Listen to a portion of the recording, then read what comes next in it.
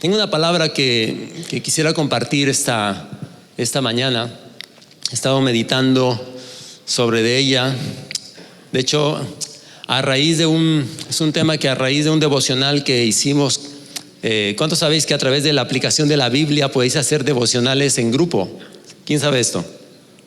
Bueno, pues mi esposa hizo un experimento y luego yo también lo seguí por una segunda versión con los más jovencitos de los apoyadores de la escuela dominical, los más jovencitos, preadolescentes que nos están apoyando. Hicimos un devocional de grupo y a raíz de esos devocionales en donde ellos mismos van comentando lo que van leyendo cada día, es algo así como un chat, ¿no?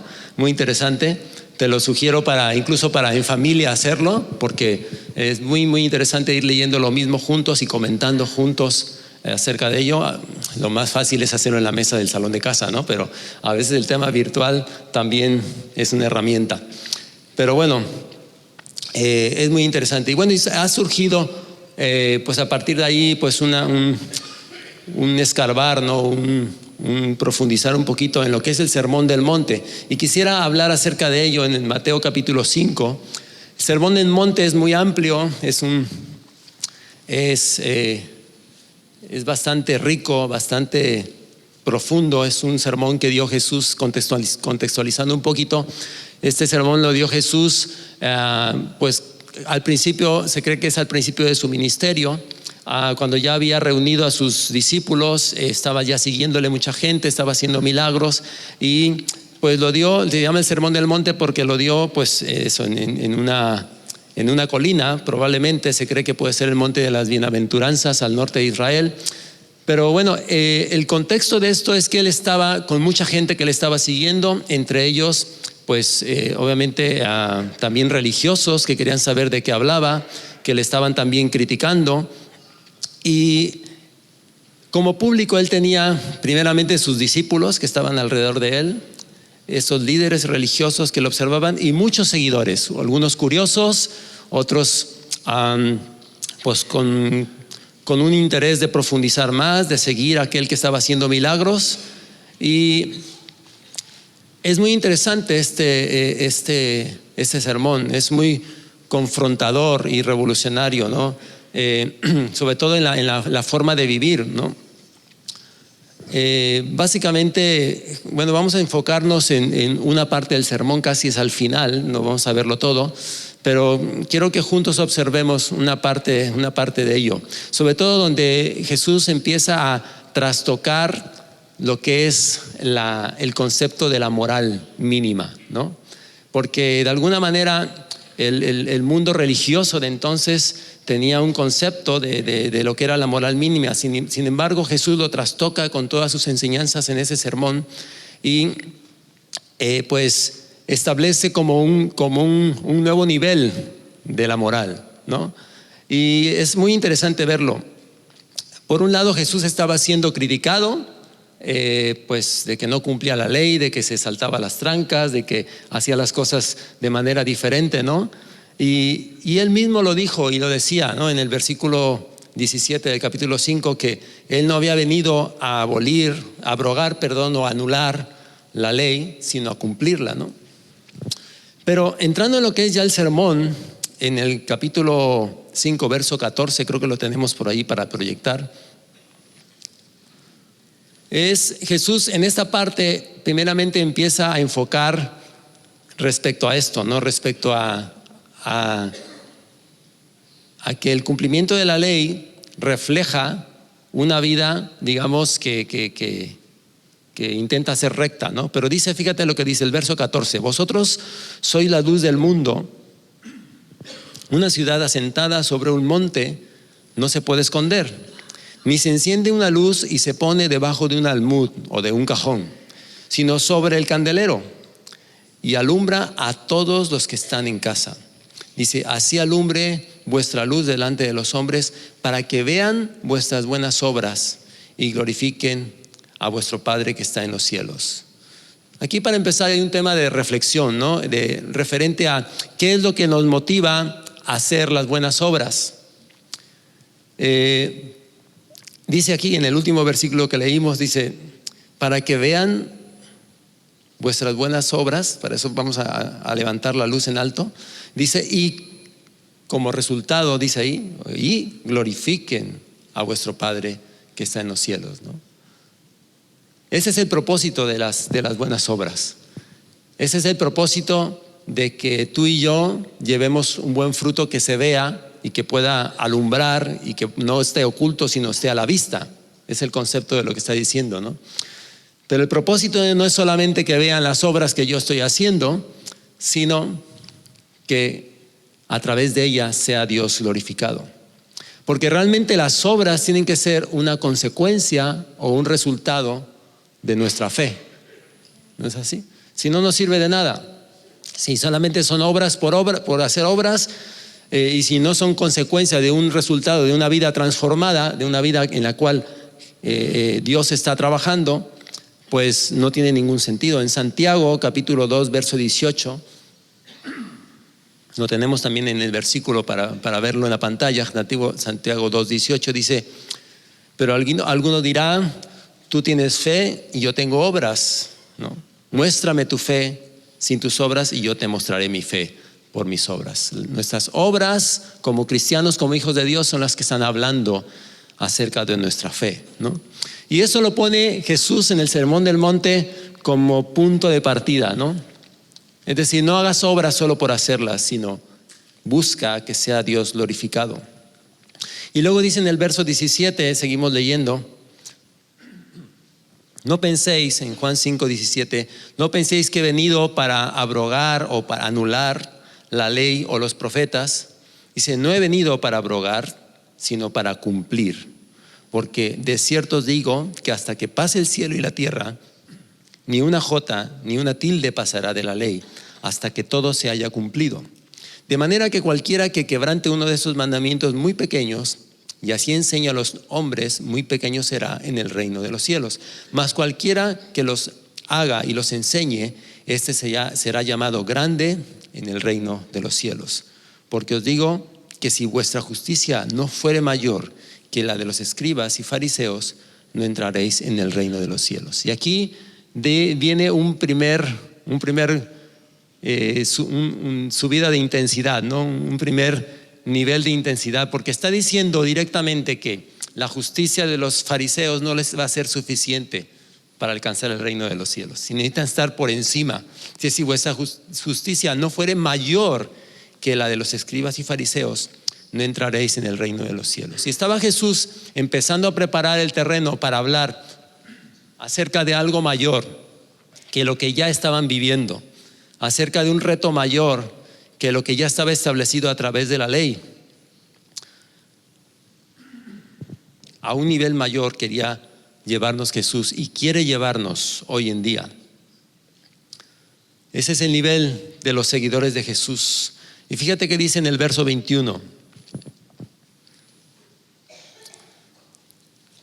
Los siguientes párrafos que vamos a estar leyendo va a haber algo muy característico. Vamos a empezar a ver esa frase de oíste que fue dicho, y luego dice Jesús, pero yo os digo tal. Y vamos a verlo muy, muy claramente. Dice, oíste que fue dicho a los antiguos, no matarás, y cualquiera que matare será culpable de juicio. Dice, pero yo os digo que cualquiera que se enoje contra su hermano será culpable de juicio. Y cualquiera que diga necio o idiota a su hermano será culpable ante el concilio. O cualquiera que diga fatuo o estúpido o tonto, que es sinónimo, quedará expuesto al infierno de fuego. Por tanto, si traes tu ofrenda al altar y allí te encuentras, te acuerdas de que tu hermano tiene algo contra ti, deja allí tu ofrenda delante del altar y anda, reconcíliate primero con tu hermano y entonces ven y presenta tu ofrenda. Ponte de acuerdo con tu adversario pronto, entre tanto que estás con él en el camino. No sea que el adversario te entregue al juez y el juez al alguacil y seas echado en la cárcel. De cierto te digo que no saldrás de allí hasta que pagues el último cuadrante. Y aquí está diciendo Jesús, mira, hemos entendido y se nos ha dicho que matar es malo. Pero yo te digo que enojarse contra tu hermano es igual que matar. Es malo también. Ofenderle también es como matar. Entonces, pone el listón mucho más alto, ¿no? Lo pone mucho más alto. El tema es que, bueno, lo vamos a ver ahora poco a poco, pero el tema es que es un listón al que podemos alcanzar no en nuestras fuerzas, no en nuestra justicia, sino a través de la gracia y el amor de Dios. Y mira qué dice ahora la siguiente porción, el verso 27. Otro oísteis que fue dicho: no cometerás adulterio. Pero yo os digo que cualquiera que mira a una mujer para codiciarla, ya adulteró con ella en su corazón. Por tanto, si tu ojo derecho te es ocasión de caer, sácalo y échalo de ti, pues mejor te es que se pierda uno de tus miembros y no que todo tu cuerpo sea echado al infierno. Y si tu mano derecha te es ocasión de caer, córtala y échala de ti, pues mejor es que te quede pues mejor te es que se pierda una de tus miembros y no que todo tu cuerpo sea echado al infierno. Otra vez vemos esa equiparación, ¿no? Que se nos había dicho que no cometamos adulterio, pero Él nos dice ahora: no mires codiciosamente, con pasión sexual a una mujer, porque eso también es adulterio, ¿no? Entonces está subiendo esas líneas o moviendo esas líneas rojas, ¿no? a un nivel mayor. Otro más dice en el verso 33, vamos a ver todas estas porciones y luego vamos a comentar algunas cosas. Dice en el verso 33: además, habéis oído que fue dicho a los antiguos: no perjurarás, ¿no? O no romperás tus juramentos, sino cumplirás al Señor tus juramentos. Pero yo os digo: no juréis en ninguna manera, ni por el cielo, ni por el trono de Dios, ni por la tierra, porque es el estrado de sus pies, ni por Jerusalén, porque es la ciudad del gran rey, ni por tu cabeza jurarás, porque no puedes hacer blanco o negro un solo cabello. Pero sea vuestro hablar sí, sí, no, no, porque lo que es más de esto, de mal procede. Entonces, de nuevo, comparando, se nos ha dicho que no debemos hacer juramentos y luego no cumplirlos, ¿no? Pero Jesús dice: yo te digo, no jures por nada. No jures por nada. Mejor que tu palabra sea verdadera, ¿no? Que si dices sí, es sí. Y si dices no, no. Y ya está. Así de sencillo. Entonces Jesús está nuevamente moviendo esa línea, ¿no? En el verso 38, oísteis que fue dicho: ojo por ojo, diente por diente. Pero yo os digo: no resistáis al que es malo, antes a cualquiera que te hiera la mejilla derecha, vuelve también la otra. Y al que quiera ponerte a pleito o quitarte la túnica, déjale también la capa. Entonces dijo: ya el ojo por ojo, diente por diente se ha dicho, pero ahora yo te digo: ofrece también la otra mejilla. Ahora, todo esto como que rompe mucho, ¿no? Porque la carne es carne, ¿no? Y somos confrontados con nuestra naturaleza, con todo esto, ¿no? Con nuestra naturaleza caída, nuestra naturaleza carnal. Pero es un principio que Dios nos invita y nos insta a observarlo y llegar a Él con su ayuda. No por la ley, no por el cumplimiento estricto de la ley, sino porque Él quiere ayudarnos a hacerlo. Y que esto sea lo que glorifique al Padre, porque son nuestras obras, son lo que vamos a estar hablando. Nuestra vida, al fin de cuentas, está hablando al mundo todos los días. Lo que tú haces en tu trabajo, lo que tú hablas con tus compañeros en la universidad, en el instituto, lo que estás hablando en la familia, lo que estás viviendo cada día, es lo que está hablando de Dios. Y luego Jesús suelta un concepto muy entendido por la gente de la época, que conviene ponerlo bien en un contexto claro. En el verso 41 dice: y a cualquiera que te obligue a llevar carga por 1 milla, ve con él 2. Y aquí está hablando de algo que era muy vigente en la época de Jesús. Era la vigencia de una ley romana que, bueno, era heredada por la cultura persa 600 años antes, que daba autoridad a un soldado para obligar a un ciudadano a llevar su carga o sus armas por 1 milla. Es decir, era obligación. Si un soldado iba por la calle que venía llegando, iba a trasladarse a un lugar y encontraba a cualquier ciudadano por ahí que pasaba, le decía: ven, te toca. Y le ponía sus cosas y que se las llevara 1 milla. Y era la obligación del ciudadano. Por esa ley estaba obligado a hacerlo, no se podía escabullir. Eso sí, 1 milla. Después de esa milla decía: ya, aquí están tus cosas, nos vemos, ¿no? Y era completamente libre de esa ley. Y eso la gente lo entendía cuando Jesús lo estaba diciendo.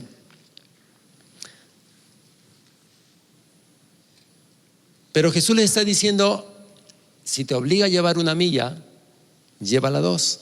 Y mira, es exactamente lo mismo que le pasó a Simón de Cirene. ¿Cuántos recordáis que cuando Jesús llevaba la cruz y iba para el camino a ser crucificado, hubo alguien que cargó su cruz? ¿Sí recordáis? Pues ese alguien fue obligado por un soldado que iba al lado de Jesús. Le dijo: este ya está hecho polvo, ven, ayúdale 1 milla. Y tuvo que obedecer. Simón de Cirene obedeció y se echó 1 milla detrás de Jesús. Dice en Lucas 22, 23, 26, creo que lo tenemos también, ahí está, dice: y llevándole, tomaron a cierto hombre, Simón de Cirene, que venía del campo, y le pusieron encima la cruz para que la llevase tras Jesús. Y esa es la ley que obligó a este hombre a llevar la cruz de Jesús. Entonces es algo que la gente de la época conocía, que era una obligación, ¿no? El tema es que Jesús está diciéndoles: eso que es una obligación, tienes que superarlo. Tienes que superarlo. ¿Cómo? Yendo 1 milla más, ¿no? Es decir, salir de lo ordinario, de la ley, y superarla, llevarlo a ser extraordinario. Este concepto de la milla extra es un concepto muy famoso en el mundo empresarial. De hecho, los coachings, no sé si habéis oído acerca de los coachings, están muy de moda últimamente, ¿no? Estos entrenadores ejecutivos, ¿no? Que fomentan al máximo el desarrollo personal y profesional de las personas y tal, ¿no? Estos conceptos de la milla extra lo usan, pero es un concepto que evidentemente es un principio que si tú lo aplicas, pues tiene consecuencias buenas, ¿no? Siempre y cuando esté equilibrado, hablando sin el elemento amor que vemos en la palabra, ¿no? Pero este es un principio que Jesús nos invita a hacerlo. Pero obviamente el ingrediente importantísimo que tiene que haber es el amor a Dios y el amor al prójimo. Mira, hay algo muy interesante que leí una vez en una reflexión respecto a este tema, y decía lo siguiente: que la primera milla representa la esclavitud. Es decir, el que cumplía el requerimiento de llevar la carga lo hacía por obligación, no por legalismo, y era 1 milla de la obediencia, de la imposición, ¿no? Es la milla del apego a lo establecido, ¿no? Es decir, estoy sujeto como un esclavo al imperio romano, por lo tanto esa es la milla que tengo que hacer, ¿no? Es la milla de la esclavitud, es la milla obligatoria para transitar, ¿no? Sin embargo, la milla extra representa la libertad. Representa la libertad, porque el que decidía llevar 1 milla extra más lo hacía por amor y por propósito, ¿no? Y ya era 1 milla diferente. Ya no era obligado, ya estabas por amor dándola, ¿no? Es 1 milla que desarrolla carácter, ¿no? Que está por encima de los estándares normales, ¿no? Es la milla que ya no es de esclavos, sino de amos, de aquel que decide qué hacer con su tiempo, qué hacer con sus fuerzas, de aquel que decide qué hacer ¿no? Por encima de lo que es la obligación. Es la milla que da oportunidad a testificar, a manifestar aprecio, a ayudar a cambiar paradigmas, ¿no? Es la milla que sirve como plataforma para ser escuchado. Fíjate, yo hice aquí un ejemplo, el ejemplo del soldado. Imagínate que tú eres una persona que te encontraste en ese tiempo con el soldado y te pide llevar una milla extra, ¿no? El soldado te pide que cargues y que lleves sus cosas y dices, bueno, pues la llevas, recorre la milla, pero no tienes derecho a hablar con el soldado. Si el soldado, si hablas, probablemente te ignore. ¿Por qué? Porque se siente superior a ti, porque pues él es quien te está obligando, ¿no? Pero ¿qué pasa si después de que se llegó el final de la primera milla, tú decides seguir llevando su carga? Dices, no. Y te dice, ya se acabó la milla. No, quiero seguir llevando tu carga, no pasa nada. ¿Qué sucede allí? Abres una puerta, ¿no? Abres una puerta. Ahora el soldado probablemente querrá escuchar por qué caminas una milla extra cuando ya no estás obligado a caminarla, ¿no? Entonces es una puerta, es una plataforma para ser escuchado. Seguramente podrás explicarle la motivación que lo que te está motivando para llevar esa segunda milla, y podrás pues compartirlo, ¿no? de tu pasión. Entonces, caminar la segunda milla te da derecho a ser escuchado. Yo creo que es lo que sucede, por ejemplo, en las comunidades de Betel, cuando un líder o un responsable con su ejemplo, ¿no?, recorre una milla extra y testifica a otro acerca del poder transformador de Jesús en su vida. De nada sirve, es más poderoso tu testimonio como responsable en Betel, por ejemplo, cuando estás caminando millas extras. No sé si me explico. Cuando no estás solo en lo establecido, cuando no estás solamente en el funcionamiento normal de lo que se supone que debes de hacer, sino cuando pasas un poquito más allá, tu testimonio se hace todavía más fuerte, ¿no? O en tu trabajo, por ejemplo, con tu jefe o tus compañeros de trabajo en la escuela, ¿no? En tu propia familia, cuando no te limitas a lo justo, ¿no?, lo que es mi obligación hacer, ¿no?, sino cuando vas un poquito más allá. Eso abre puertas. Eso abre puertas.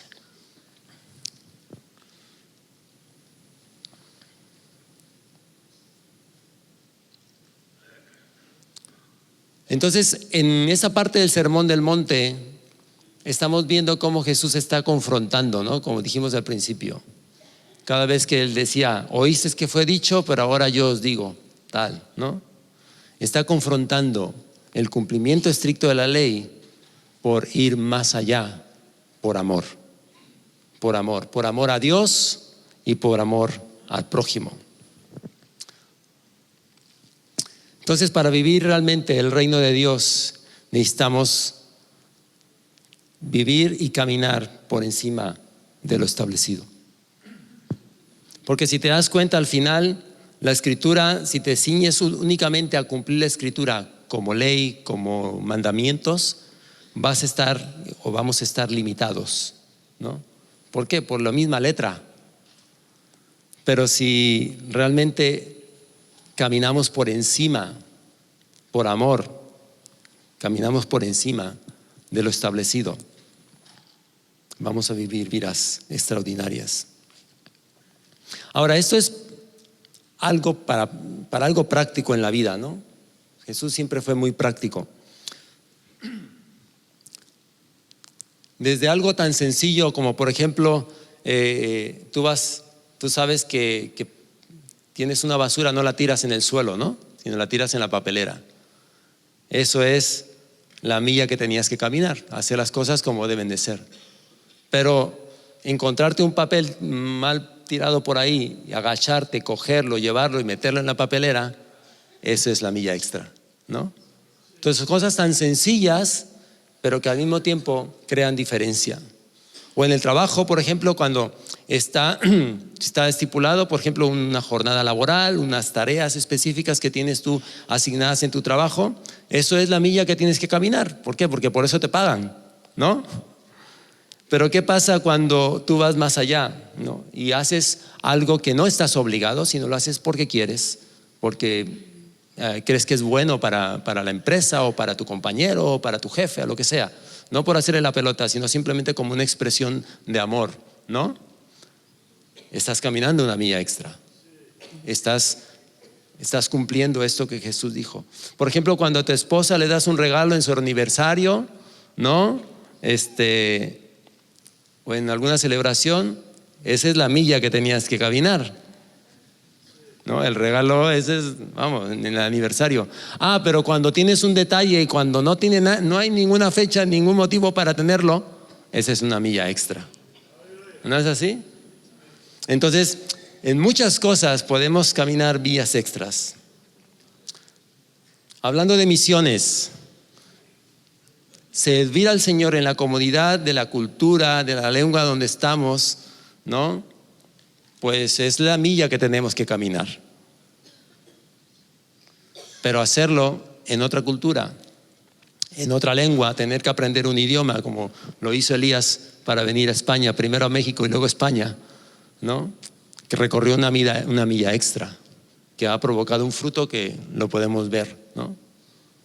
Y así me sumo al reto, ¿no? de animarnos e inspirarnos en salir de misiones. Y me alegro que un chico de Algeciras va para Argentina, pero hay muchas más necesidades. Ahora, no solamente necesitas salir de misiones para caminar la milla extra. ¿Me explico? No sé si estamos entendiendo esto. Sino es salir de tu zona de confort, salir de tu límite establecido de lo que se supone que tienes que hacer, ¿no? Salir de eso e ir más allá, ¿no? Salir de eso e ir más allá es lo que crea la diferencia. Ya voy a ir terminando. Lo interesante de todo esto es que tú y yo podamos identificar esas millas extras en nuestro día a día. Esos momentos específicos en donde estás llegando al límite de lo establecido y dices, hay que hacer esto más. Pues es momento de hacerlo, entendiendo que es algo para glorificar a Dios con lo que haces. Entonces, lo que Jesús está hablando no es simplemente subir un nivel de exigencia por encima de la ley, sino un cambio de forma de vivir, en nuestra forma de pensar, ¿no? Porque como hijos de Dios no nos sometemos a sus enseñanzas, como dije, solamente por la letra, ¿no? o por ganarnos el cielo, ¿no? Como un concepto religioso, sino nos sometemos a Él. ¿Por qué? Por amor a Él, ¿no? Por amor a Él nos sometemos a Él, y por amor a Él y por amor al prójimo también extendemos gracia hacia los demás. Y de eso se trata. Entonces mi deseo es, yo quisiera que todos saliéramos aquí inspirados a vivir una moral más alta, no por cumplir esa norma establecida, ni por una conquista personal de mi carácter, no, sino inspirados por el amor de Dios, por agradarle a Él con lo que hacemos, con lo que vivimos. ¿Cuántos pueden decir amén a esto? ¿No? Vamos a llegar a ello. Vamos a llegar a ello.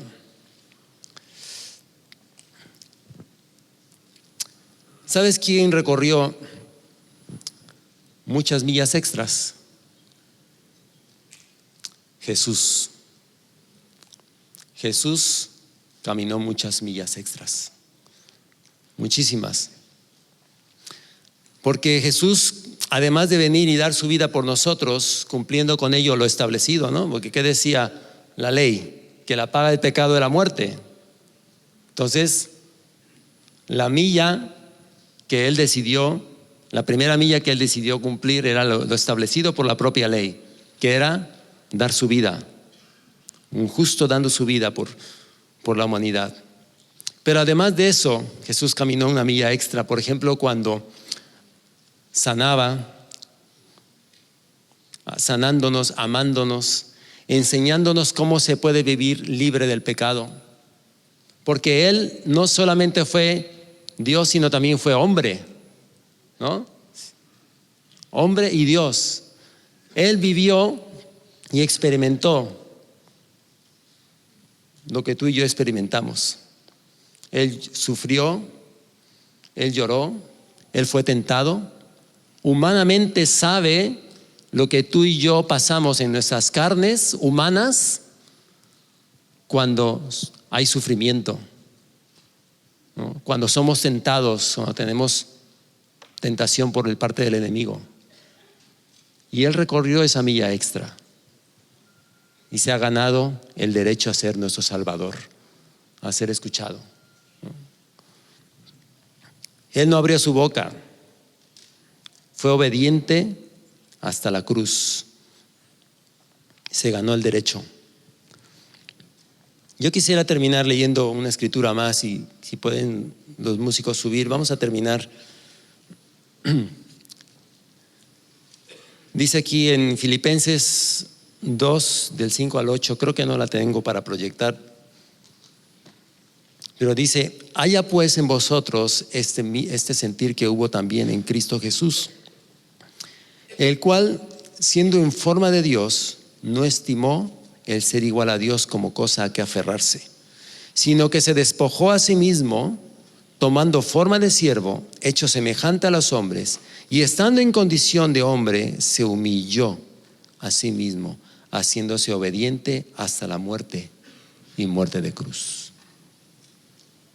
Ese es nuestro Salvador. ¿Por qué no nos ponemos en pie? Quiero invitarte a, reflexionando sobre esto que hemos escuchado, quiero invitarte a tomar una decisión.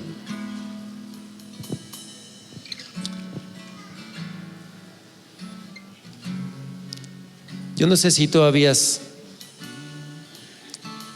quisiera dirigirme a aquellas personas que quizás todavía no han rendido su vida a Jesús. Y yo creo que es un buen momento este. Si tú no le has dicho a Dios todavía: Dios, quiero dejar de llevar yo mi vida y quiero entregarla y ponerla en tus manos para que tú la lleves. Quiero reconocer que tú has esto hecho que hemos leído ahora. Tú te has despojado, tú te has entregado por mí en la cruz y has incluso corrido la milla extra, caminado la milla extra, haciéndote hombre, rindiéndote, comprendiendo de cerca lo que yo vivo. Y quiero invitarte a que esta mañana puedas decidirlo. Y si ese es tu caso, quiero invitarte a venir aquí delante y vamos a orar. Vamos a orar y vamos a invitar a Jesús a tu vida. Venga, incluso algunos más que quieran, no por recibir a Cristo, sino por rendir simplemente al Señor sus vidas. Puedes venir con completa libertad.